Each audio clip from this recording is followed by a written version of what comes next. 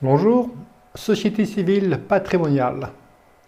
Objectifs et compétences de la formation, donc maîtriser les ressources juridiques et fiscales de la société civile, choisir la stratégie la mieux adaptée à chaque situation, mettre en place les schémas les plus efficaces. Et on veut voir que la société civile est l'outil patrimonial qui répond au plus grand nombre d'objectifs rencontrés au sein des familles et chez le chef d'entreprise également, particulièrement d'ailleurs.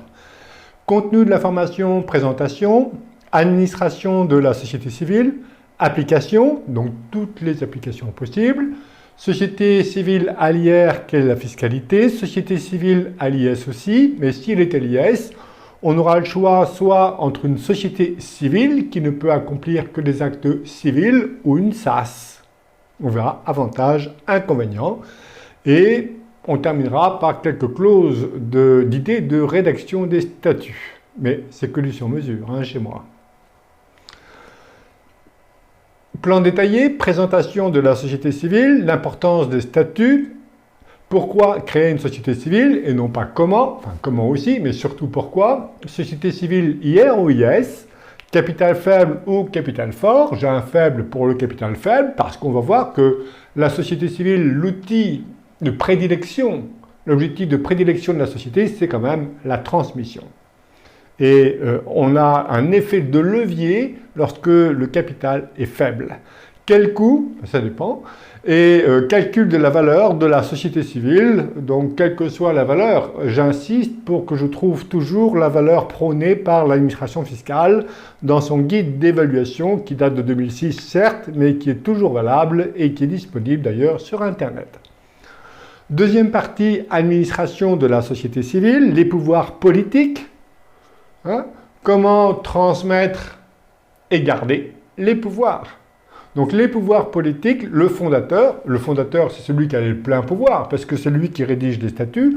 Le gérant de la société civile, on verra que toute l'importance de la rédaction de l'objet social, car les pouvoirs du gérant, contrairement aux sociétés de forme commerciale, eh bien c'est l'objet social. Les associés, l'enfant mineur associé peut-il, oui, un mineur peut être associé de la société civile, c'est sûr. Quelle est la position de l'usufruitier, les pouvoirs des nus propriétaires, des créanciers, donc, et on verra la liberté contractuelle, les limites et les précautions à prendre dans la rédaction des statuts. Les droits économiques des associés de la société civile, donc stratégie notamment d'affectation du résultat et de distribution de dividendes. Attention, il est toujours fondamental que la motivation économique l'emporte sur les considérations fiscales, auquel cas sinon on aurait l'abus de droit. La répartition du dividende et du boni de liquidation entre associés, usufruitiers et nus propriétaires, quelles sont les règles?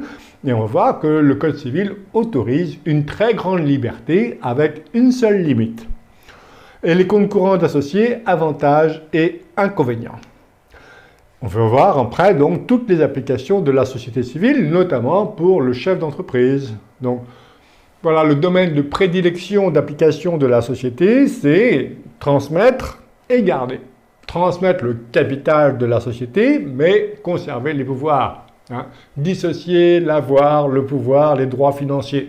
Je pourrais, éventuellement même avec 1% des parts, recevoir 98% du dividende, par exemple. Donc, vous voyez que ça va lever la réticence, bien souvent, à la transmission. On n'a pas envie de transmettre souvent à cause des pouvoirs. Et éventuellement aussi, on ne sait pas comment ce sera, l'avenir, ma retraite. Et donc, voilà, bien avec la société civile, il n'y a plus de réticence à avoir pour la transmission, vraiment. Parce que même si un jour, les enfants, petits-enfants sont méchants avec moi, je sais quoi faire. Parce que c'est prévu dans les statuts. Un domaine également d'application, c'est, il y en a plein, vous avez vu quand même, bon, c'est d'éviter les inconvénients d'une indivision, parce que lorsque l'indivision porte sur les parts sociales de société civile, on a un droit spécial. L'indivision, il faut l'avoir vécu pour absolument l'éviter. La société civile permet d'éviter les inconvénients d'une indivision et notamment, je vais me nommer mandataire de l'indivision. Voilà, dans les statuts. Et moi seul voterai à la place de tous les indivisaires. Et on ne peut pas priver un associé indivisaire du droit de participer aux décisions collectives, mais participer n'est pas voter. En aucun cas, il ne peut exprimer son droit de vote. Conserver la propriété de ses biens, éviter les présomptions de communauté et de séparation de biens, écarter les personnes indésirables avec des clauses d'exclusion, on peut même exclure des héritiers réservataires, ses propres enfants, favoriser un tiers. Vous voyez qu'on a une réserve, des règles de la réserve héréditaire va s'appliquer pour les héritiers réservataires, les enfants, mais je peux favoriser quand même l'un d'entre eux si je veux, parce qu'il n'y a pas de calcul de la réserve, notamment sur l'attribution d'un dividende renforcé ou d'un droit de vote renforcé, par exemple. Favoriser son conjoint, son concubin, gérer les biens d'un enfant mineur, d'un incapable majeur, écarter l'intervention d'un juge des tutelles. Pour les personnes handicapées, atténuer les conséquences de la récupération de l'aide sociale, notamment pour le retour à meilleure fortune. Rendre liquide un patrimoine immobilier, optimiser la fiscalité, enfin, en considérant la fiscalité toujours dans son ensemble. IR, impôt sur le revenu, impôt sur la plus-value, droit de mutation à titre gratuit et IFI. Et les applications spécifiques aux chefs d'entreprise, comment optimiser la détention de l'immobilier d'entreprise, préparer la transmission familiale de l'entreprise, faciliter la cession, assurer des revenus complémentaires, protéger son patrimoine de la poursuite des créanciers de l'entreprise, obtenir des liquidités, optimiser la transmission à titre gratuit de l'entreprise, transmission à titre onéreux, faciliter la transmission de l'entreprise héréditaire, et enfin, toujours optimiser la fiscalité de la vente. Ne jamais vendre, donner d'abord, donner, garder et vendre et jamais dire récupérer. Si on dit récupérer, là on est en plein dans l'abus de droit. Mais... Quatrième partie de la formation, société civile allière, fiscalité. On verra quelles sont les décisions qui allègent ou qui alourdissent l'impôt. Fiscalité de l'associé et de la société, allière ou alliesse. Les cessions de parts, formalisme, opposition. Avec une différence ici concernant les sociétés civiles des sociétés commerciales. Société civile alliesse, bien société civile ou SAS. Et on verra les comparaisons, avantages, inconvénients de la société civile et de la SAS. La société civile, un des inconvénients, c'est la responsabilité illimitée des associés. La SAS, non, la responsabilité limitée aux apports. Avantage, mais il y en a plein, avantage de la société à l'IS, par exemple, la possibilité, si c'est prévu par les statuts, que la société me fasse un prêt que je rembourserai à mes 149 ans, par exemple. Donc, si c'est une SAS, c'est impossible parce que c'est l'abus de biens sociaux, l'acte anormal de gestion, c'est la prison. Une société civile, qu'elle soit à l'IR ou à l'IS, bien, il y a la possibilité, si les statuts l'ont prévu, qu'elle accorde des avances ou des prêts à ses associés. On verra la fiscalité d'ailleurs. Bien, on pense que, bien souvent, l'article 111 du Code général des impôts nous dit que un prêt accordé par la société à son associé, lorsque la société est à l'IS, suit l'imposition d'un dividende. Ben non, voilà, sauf preuve contraire du prêt. Donc c'est un avantage, mais avantage, inconvénient. Statut de la société civile, on terminera par quelques exemples de clauses. Vous savez, attention au statut tout fait et aux clauses toutes faites. Ça se réfléchit à chaque fois, les statuts.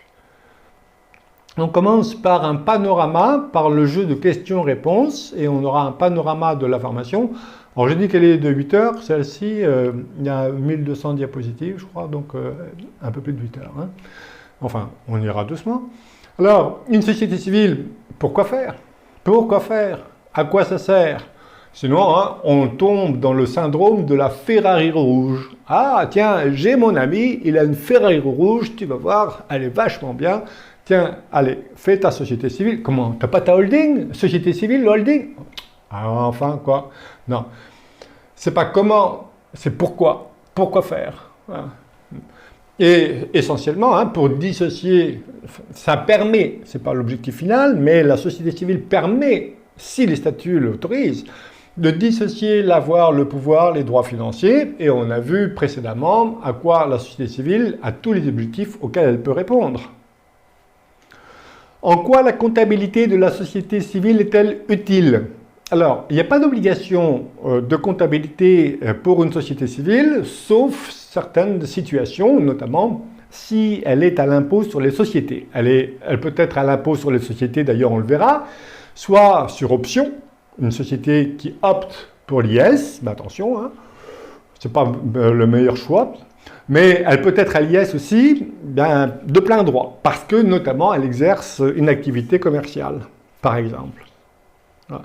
Auquel cas, elle est tenue à une comptabilité. On a également l'obligation de comptabilité lorsque certains seuils sont dépassés en effectifs salariés, en total du bilan, bon, en chiffre d'affaires, en général, on n'atteint pas ces limites-là. Hein. Mais je recommande, sauf certaines situations où il est préférable de déchirer la comptabilité, notamment pour faire disparaître des comptes courants d'associés qui seraient taxables au droit de mutation à titre gratuit, même s'il n'y a pas de contrepartie en trésorerie. Hormis ces situations-là, il est toujours recommandé de tenir une comptabilité pour suivre un peu. Bon, on n'est pas forcé de suivre la comptabilité du plan comptable général, hein, mais voilà. Pourquoi? Parce que souvent, les règles comptables vont définir la fiscalité applicable. Tiens, j'ai un compte courant, je veux déduire les intérêts du compte courant d'associé. Si je n'ai pas de comptabilité, je ne pourrai pas le faire. Capital fort ou capital faible? J'ai un faible pour le capital faible. Ben, il faut bien tenir une comptabilité, même si elle est simple. Donc, vive la comptabilité. On est seulement, la seule obligation, c'est le rapport annuel de gestion avec indication des pertes encourues et des bénéfices espérés. C'est ça, voilà. C'est le rapport annuel de gestion, la seule obligation. Donc c'est très simple en fait. Hein. Quels sont les pouvoirs du gérant de la société, de l'associé, de l'usufruitier? Ben, ça dépend des statuts. Et le pouvoir du gérant, eh bien, ça dépend de l'objet social. Alors là aussi, méfiance du plein pouvoir du juge. Et on a une jurisprudence récente qui dit que, tiens, le terme dans l'objet social de propriété autorise notamment la vente d'un immeuble.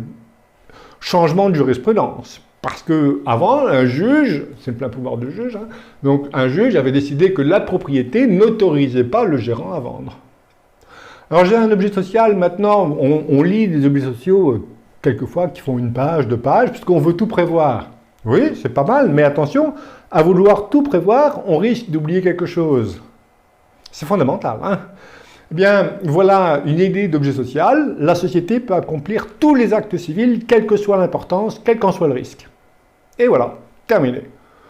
Et je rajoute, y compris l'immobilier, les opérations immobilières, tout ceci éventuellement pour le code APE, parce que quelquefois le code APE va déterminer le taux du crédit octroyé par la banque. Donc il vaut mieux qu'elle soit immobilière, patrimoniale immobilière. Voilà. C'est tout. Quels sont les pouvoirs de l'associé? Là aussi, ça dépend des statuts. Il est tout à fait... Si je veux concentrer tous les pouvoirs et fonctionner de façon très autocratique, par opposition à démocratique, je ne veux pas, moi, être ennuyé par les autres associés. Bien, je vais réduire le champ des décisions collectives. Voilà. Les associés pourront voter, éventuellement, pour le déménagement du siège social en Ukraine. Mais toutes les autres décisions ne sont pas collectives. Donc, il n'y a pas de participation ni de vote des associés. Il n'y a pas d'obligation dans les sociétés civiles d'AGE, d'AGO. Non, sinon vous enchaînez vous-même. Hein. Donc voilà, il n'y a pas de décision collective, ou très peu, j'en ai une quand même, une décision collective, ça dépend des souhaits du client, hein, mais bien souvent il veut concentrer tous les pouvoirs. Donc une décision collective, le reste c'est plus du tout des décisions collectives. Ça peut être le gérant, je crée des catégories d'associés, vous voyez, c'est eux qui vont décider. Et quels sont les pouvoirs de l'usufruitier? Là aussi, bien souvent, tiens, les spécialistes vont recourir au démembrement de propriété pour régler les pouvoirs, notamment entre usufruitier et nu propriétaire. Mais 1844 du Code civil, il dit quoi? Il dit que le droit de vote appartient au nu propriétaire, sauf en ce qui concerne l'affectation du bénéfice, où il est réservé à l'usufruitier, le tout sauf cause contraire. Vous voyez que la philosophie de la loi, c'est bien d'accorder les pouvoirs au nu propriétaire, et pas à l'usufruitier, eh bien, la pratique la plus courante, c'est d'inverser pour octroyer tous les pouvoirs à l'usufruitier. Est-ce que c'est bien conforme à l'intention du législateur? D'ailleurs, quand je regarde le pacte Dutreil, parce qu'on peut avoir une société civile pacte Dutreil, les pouvoirs de l'usufruitier doivent être strictement limités à l'affectation des bénéfices. Et dans l'intention du législateur, c'était que l'usufruitier perde les pouvoirs, que ça revienne dans les mains du nu propriétaire. Alors je me pose la question, parce que si le nu propriétaire, il est un enfant mineur, quelle était l'intention du législateur, parfois, je m'interroge. Bon, enfin, mais il y a intérêt à régler tout ça. Comment donner les pouvoirs les plus étendus à un associé? D'abord, le nommer gérant, ça c'est sûr, inamovible par exemple. Vous voyez, j'ai même des gérances successives avec des pouvoirs différents. Voilà. Là récemment, j'ai fait une société où il y avait un objet social tant que telle personne était vivante, et quand elle était décédée, parce qu'on ne voulait pas, la personne ne voulait pas, voulait une démocratie à son décès, et bien à ce moment-là, à son décès, je passe à un autre objet social. Tout est possible, tout est imaginable. Donc comment donner les pouvoirs les plus étendus à un associé, le nommer gérant, mais aussi peut-être lui accorder des parts de préférence. Des parts de préférence. Avec un droit de vote renforcé, et avec un dividende renforcé également. Tout est possible. Un enfant mineur peut-il être associé d'une société civile qui emprunte? Et ceci sans l'accord du juge? Oui, bien sûr. On a une jurisprudence de 2000, mais ce n'est pas la peine d'en avoir d'autres. Pourquoi? Parce que le juge dit que c'est vrai que même quand l'autorité parentale est confiée aux deux parents, il faut quand même l'accord du juge pour contracter un prêt au nom de l'enfant mineur. Mais là, ce n'est pas l'enfant mineur qui contracte le prêt, c'est la société. La société est une personne morale distincte de celle de l'enfant mineur. Elle peut emprunter sans l'accord du juge. Bon. Alors, je vais rassurer le banquier en limitant dans les statuts la responsabilité de l'enfant jusqu'à sa majorité. Mais cette clause est inopposable au créancier. Est-il possible d'empêcher un associé de se retirer de la société? Oui ou non? En principe, oui et non. Alors non, dans la mesure où un associé qui n'est pas content, il peut aller voir le juge et lui dire « je vais me retirer pour des raisons personnelles ». Et le juge, encore, tous les pouvoirs souverains du juge, je me méfie des pouvoirs souverains du juge, bon, eh bien, il y en a qui disent, oui, les raisons de convenance personnelle constituent de justes motifs de retrait. Et d'autres, non, les raisons de convenance personnelle ne constituent pas de justes motifs de retrait. Donc, pour faire échec au plein pouvoir du juge, je vais écrire dans les statuts que, 1. Les raisons de convenance personnelle ne constituent pas de justes motifs de retrait. Et 2. Je vais mettre des clauses d'inaliénabilité. 3. Je vais mettre des clauses, le juge ne peut pas aller à l'encontre d'une clause d'inaliénabilité. Les statuts l'emportent sur le pouvoir souverain du juge. Et je vais mettre une clause d'agrément également. Alors les clauses d'agrément, on verra toutes les clauses d'agrément. Selon la loi, elles portent essentiellement sur la personne qui va entrer dans la société. Bien, moi, ma pratique, c'est oui, je vais viser ces personnes-là, mais je vais également soumettre à agrément les personnes qui veulent céder leur titre, leur part sociale. Tu veux céder ta part sociale? Tu dois être autorisé d'abord, par moi d'ailleurs. Donc, et voilà. Et donc là, je fais échec au plein pouvoir du juge. Des parents souhaitent donner la nue propriété à leurs enfants. Pourquoi est-il recommandé que les parents conservent des parts en pleine propriété? Eh bien, pour avoir la qualité d'associé. Parce que l'usufruitier n'a pas la qualité d'associé. Jurisprudence constante. D'ailleurs, l'usufruitier ne peut jamais participer au vote qui concerne les associés. La dernière jurisprudence. Son seul pouvoir, c'est éventuellement l'affectation des bénéfices. Qui a droit aux bénéfices? Qui a droit aux bénéfices? C'est la société. C'est tout. Qui a droit aux dividendes? Là, c'est pas pareil. Les bénéfices, c'est pas les dividendes. Qui a droit aux dividendes? C'est l'usufruitier ou le nu propriétaire. Donc, sauf clause contraire, on a deux jurisprudences, une chambre civile, une chambre commerciale, mais elles disent un peu la même chose, pas tout à fait, mais on va dire que la décision commune, c'est que le dividende qui provient des sommes prélevées sur les réserves appartiennent aux nus propriétaires. Voilà. Donc attention à l'affectation des bénéfices qui affectent l'usufruitier. Mais si l'usufruitier affecte en réserve, attention, on peut prélever un dividende sur les réserves, mais ces réserves-là reviendront aux nus propriétaires. Ne pas être pressé d'affecter les bénéfices en réserve, puisque c'est l'usufruitier, il a tout intérêt à laisser les sommes en report à nouveau. Le jour où il décède, ce seront ses enfants qui auront les parts en pleine propriété de la société, donc il n'y a aucun intérêt à les porter en réserve, sauf pour réduire la fiscalité. On verra, mais là, pour moi, ces pratiques-là relèvent de l'abus de droit fiscal. Répartition inégalitaire des dividendes, quelle limite? Alors, il n'y a pas de limite à la répartition inégalitaire des dividendes. Simplement, il y en a quand même la prohibition des clauses léonines.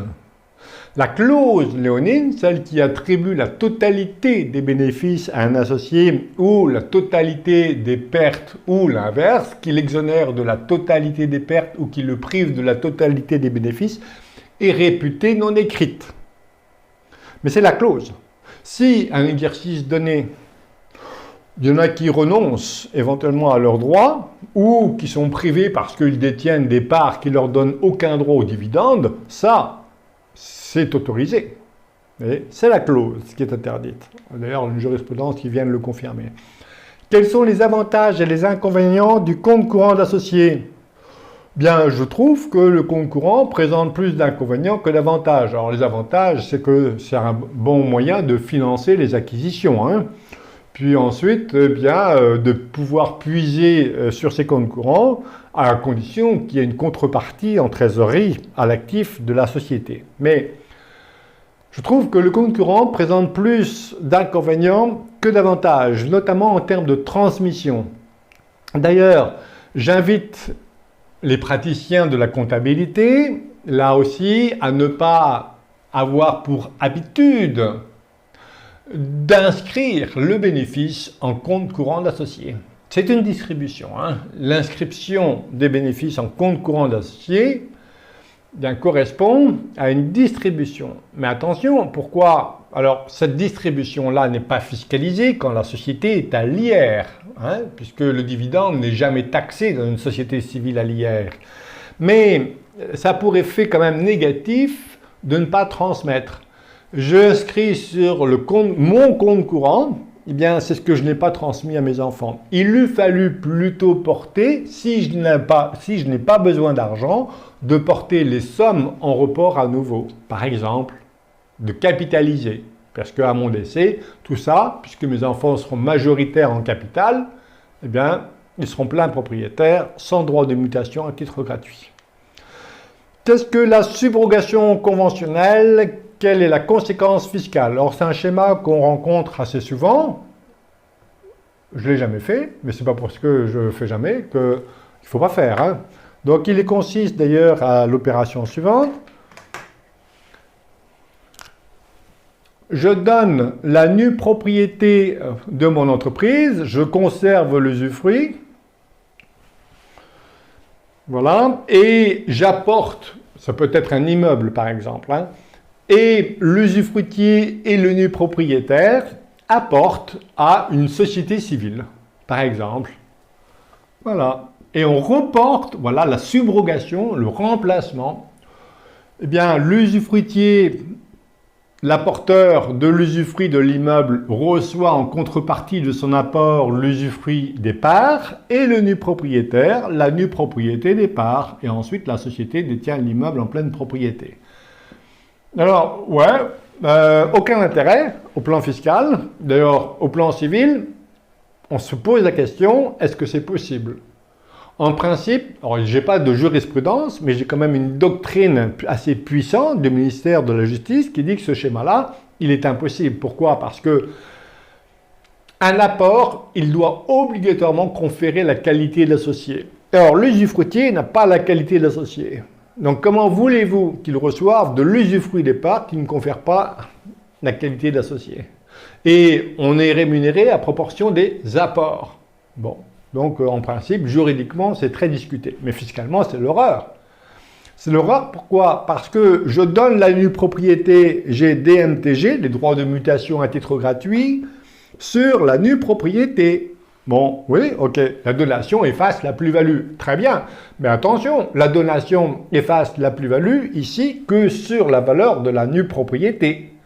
Lorsque j'apporte l'usufruit à la société, bien j'ai l'impôt sur la plus-value, IPV sur l'usufruit. À moins que la société soit à l'IS, auquel cas je peux éventuellement avoir un report d'imposition de la plus-value. Oui, bon. Alors, et d'ailleurs, quand je fais ça, enfin, la personne qui fait ça, elle dit « Ah, il faut prendre l'IS, parce qu'on va avoir un report d'imposition. » Et là, on a un discours fiscal. Non, il faut s'élever, il faut prendre de la hauteur. La fiscalité, c'est pas elle qui doit guider la vie de nos clients. Enfin, quoi? Non, mais, bon. Donc, voilà. Société civile IR ou IS? Oh, j'ai pas de règle, hein, c'est une question de philosophie de vie. Or, dehors tous les logiciels, attendez, des logiciels qui vont faire des simulations sur 30 ans, la fiscalité sur 30 ans, Madame Irma, hein. Bon, c'est une question de philosophie. Alors, une première question, c'est plus parfois qu'une question de philosophie, parce que quelquefois, je ne peux pas faire autrement que d'être à l'IS, parce qu'à l'IR, mes revenus fonciers, je n'ai pas la trésorerie pour payer l'impôt. Voilà. Donc c'est une contrainte. Donc je vais choisir l'IS, opter pour l'IS. Attention, la fiscalité sera très dure à la sortie. On ne fait pas d'économie fiscale avec l'IR ou l'IS. C'est une question, en fait, à l'IS, je préserve ma trésorerie à condition que je fasse des investissements. Mais autrement, à la sortie, voilà, je payerai très lourd. Et l'IS n'est plus irrévocable, sauf après 2 ans, mais voilà. Une fois que j'ai plongé à l'IS, pour revenir à l'IR, on a les effets de la cessation d'entreprise, ça coûte très cher. Donc c'est une question de philosophie, et voilà ma règle, c'est que IS, pas payer d'impôts, mais manger des pâtes, mais on peut manger de très bonnes pâtes.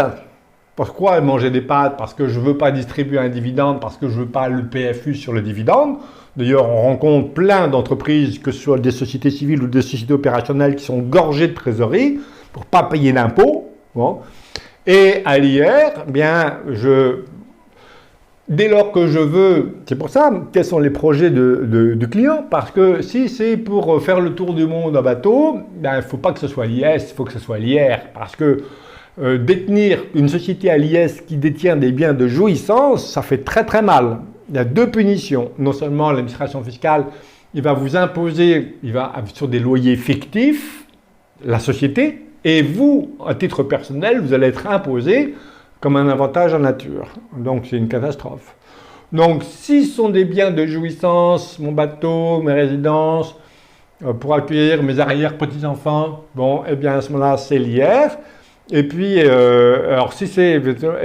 on peut également avoir un impôt très adouci à l'impôt sur le revenu à l'IR sur certains produits de placement, comme les contrats de capitalisation, et avec des effets qui se coulent. Hein. Voilà. Donc, on peut avoir les deux aussi, une à l'IS, une à l'IR, ou une société par enfant, tout est possible. Un associé vend des parts d'une société civile, où la société vend un immeuble, quelle est la fiscalité sur la plus-value? Alors, la première question qu'il faut se poser, c'est que, est-ce que la société est-elle à l'IS ou à l'IR?